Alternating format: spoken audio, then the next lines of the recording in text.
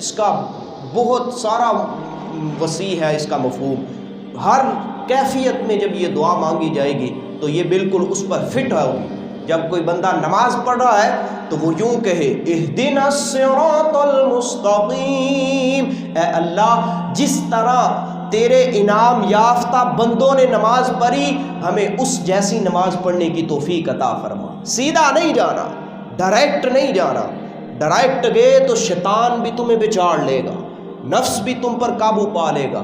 میرے ان بندوں کے پیچھے چلنا ہے کہ جو پہلے ہی مجھ تک پہنچے ہوئے ہیں. جب بندوں کے ذریعے سے آؤ گے تو پھر میں تمہیں جھولیاں بھر دوں گا اور تمہیں خوب انعامات و اکرام سے نوازوں گا. فرمایا ان لوگوں کے پیچھے چلنا ہے. اب کوئی نماز پڑھ رہا ہے اہدنا الصراط المستقیم، ایسے نماز پڑھنے کی توفیق دے جس طرح انعام یافتہ بندوں نے پڑھی، جس طرح تیرے خاص بندوں نے نماز پڑھی.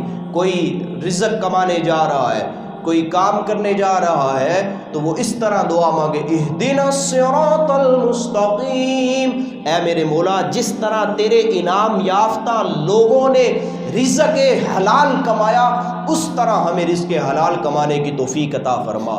کوئی دکان پر بیٹھا ہے تو وہ اس طرح دعا کرے اہدنا الصراط المستقیم، اے مولا جس طرح تیرے انعام یافتہ بندوں نے دکانیں چلائیں اور رزق حلال کمایا اس طرح ہمیں بھی دکانیں چلانے کی توفیق عطا فرما. کسی نے ملک چلانا ہے، کسی نے اپنا گھر چلانا ہے، اپنا خاندان چلانا ہے اور اس کو بہتر انداز سے چلانا ہے، وہ اس طرح ہر کیفیت میں اس دعا کو کیا جا سکتا ہے اور اس کا مفہوم انتہائی وسیع ہے. بس اس کو یہ کہنا ہے اہدنا الصراط المستقیم، اے مولا زندگی کا ہر لمحہ اس طرح گزارنے کی توفیق دے کہ جس طرح تیرے انعام یافتہ بندوں نے اپنی زندگی کے لمحات کو گزارا ہے.